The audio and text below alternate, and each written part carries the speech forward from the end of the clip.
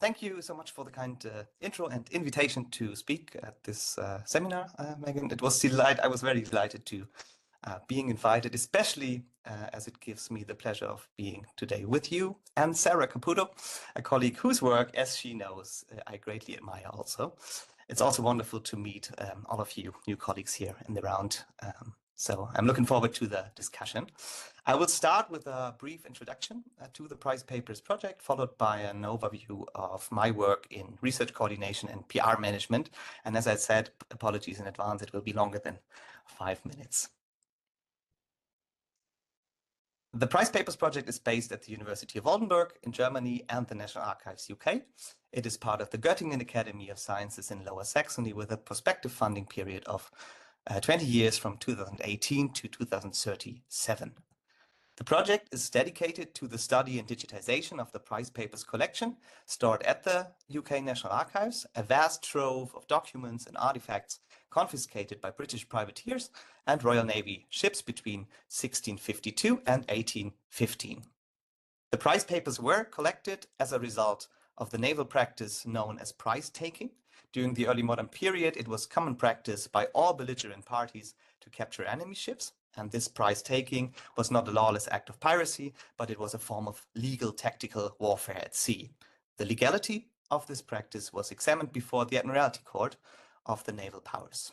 And this means that whenever a raid was attempted on a ship, the crucial requirement for ensuring the legality of this action was that the captor was able to prove before the court that the captured ship actually belonged to an enemy. And to this end, the ship's papers and also mail in transit found on board or the personal belongings of the crew were confiscated and transferred to the courts. Then a court process began at the Admiralty Courts, where the confiscated papers were used as evidence and then transferred to and stored in the court's archives, where they have survived to this day, waiting to be rediscovered by archivists and historians, linguists, or members of the public. The entire body of evidence, including all documents and artifacts, have been preserved together with their corresponding court files. That is, the practice of prize-taking resulted in a vast archive of the early modern world containing documents and court records from more than 35,000 captured ships held in around 4,088 boxes. The collection includes around 160,000 undelivered letters, and these are accompanied by books and papers on all manners of legal, commercial, maritime, colonial, and administrative matters. Documents in at least 19 different languages have been identified so far. Alongside the written material is a variety of artifacts, including jewelry, textiles, playing cards, and keys. And we will ultimately provide the public with 3.5 million images. The aim of the Prize Papers project is the complete digitization and sorting of the prize papers, including the preservation of the collection's material, the initial and in-depth cataloging, the creation of research-oriented metadata, and finally, the presentation of the digital copies and the metadata in our open access research data portal, so the Prize Papers portal. In order to create global awareness for the collection and to introduce the visitors to the richness and diversity of the prize papers, we have published representative case studies of documents that were found aboard captured ships seized during the War of Austrian Succession, which is our second module. And to date, we have published case studies on French and neutral ships and Spanish ships. So if you're looking to delve deeper into the collection, those are great places to start. Our goal in our daily work is to draw attention to this collection by combining the efforts of all teams in London, Oldenburg, and Göttingen, inviting people to explore the historical records at the National Archives and to enable international research on this collection worldwide, barrier-free, with open access to every single paper of this collection in our portal. The prize papers are a record collection of international cultural heritage, and as such, everyone should have access to it. And this is the fundamental incentive behind our project. We have historians, we have linguists, we have senior researchers from different countries, early career researchers, students, pupils, genealogists, family historians, and general members of the public who are all interested in the collection. So engaging with and reaching out to this broad and very diverse target group is central to our mission, and finding suitable ways and means to do this is ultimately, that's me, my role as a research coordinator and PR manager, and I work in very close cooperation with my colleagues at the National Archives to achieve this goal. Due to our main task of the complete digitization and the presentation of the entire collection in the data portal, we aspire to become a point of contact for numerous project individuals and institutions from around the world, both now and in the future. We seek to promote, enable, and support research on global developments, seafaring, migration, conflict, communication, linguistics of various national languages and regional particularities, as well as on transnational and cross-country phenomena.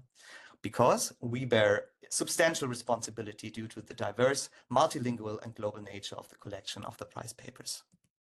And in order to reach this goal of becoming a nodal point, we are pursuing different strategies.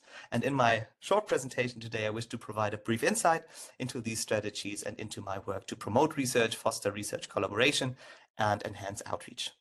Given the limited time, I know that this will be a very quick overview, a lot of slides, but I'm happy to go into more details on individual areas during the discussion. Our project places great importance on research networking and collaboration with international research partners. So the Prize Papers project engages in various research projects and cooperates with international researchers and research institutions for instance, the Netherlands, Sweden, Belgium, Germany, UK, France, Spain, Denmark, Brazil, the Faroe Islands, and the US, and perhaps soon Newfoundland as well, because we actually have a significant number of documents originating from Newfoundland. So this is only my initial search in the catalog, and it returned 501 ships related to the region. So I hope some of you are interested in exploring this further. If so, please don't hesitate to reach out. The true value of this collection can only be fully realized through collaborative efforts on an international scale. Within the project itself, we have assembled an international team with the inclusion of experienced and young staff members to enable a lasting, sustainable work, atmosphere, and a shared long-lasting vision. We are complemented by research students and international interns. So these are some of our students in Oldenburg. We organize seminars and courses, and many students show great interest in the prize papers, not only in Oldenburg, but worldwide. So recently I went on a research trip to London with my students as part of a seminar, and in another seminar, we developed a board game about the prize papers. This is work in progress, so we'll see what comes from that. As a key element in research promotion, whenever researchers express interest in working with us, especially those with specialized knowledge in a particular language, we offer the position of associated researcher. So here, for instance, you can see Armenian documents for which we need assistance. We have also started a volunteer program for members of the public at TNA and in Oldenburg. Then working with school children is also important to our team, not only to introduce schools to this collection, but also to enable teachers to work with the sources in the future. The last two international collaborations we were able to establish were first with the Slave Voyages project and database, who will be linking their extensive data on Atlantic slavery with the data available in the Prize Papers portal and vice versa. And secondly, in close cooperation with my colleagues in London, cooperation with colleagues from the Faroe Islands has been established. So in last February, we invited Professor Erling Isholm from the University of the Faroe Islands and Margrethe Nonklet from the Faroe Islands National Museum to travel to the National Archives, and together we observed the opening of several parcels originating from the Faroe Islands that had remained sealed for 217 years. And this garnered significant international attention in the press and drove substantial traffic to our social media accounts. And this success was most likely due to the captivating nature of opening a real historical time capsule and discovering a red jumper along with many other items such as socks and coins inside. Let's see if this works.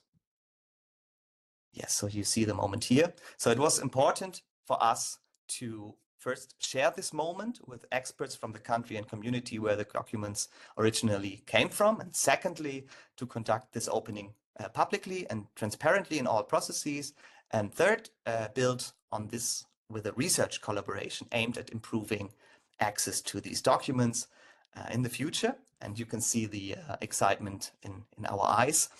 In the video, you can see my colleague Oliver Finnegan, record specialist at the National Archives, then our conservator Marina Casagrande, and in the background TNA PR officer Deborah Partridge, as well as then here is Erling and then Margrethe on the other side. And this was the moment we also discovered the red jumper.